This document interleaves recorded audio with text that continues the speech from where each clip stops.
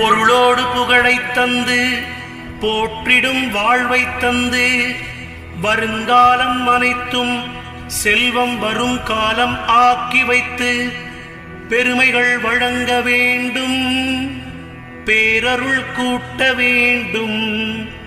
அருள்மிகு குருவே உன்னை அடிபணிந்து வணங்குகின்றேன். வருடம் ஓர் ராசி வீதம் வட்டமாய் சுழன்று வந்தே தருகிற பலனை நாங்கள் தங்கமாய் ஏற்றுக்கொள்வோம். வருகிற நாட்களெல்லாம் வசந்தமாய் மாறுதற்கே அருள் தரும் உனது பார்வை அனுதினம் எமக்கு வேண்டும். குருவே நீ பார்த்தால் போதும் கோடியாய் நன்மை சேரும்.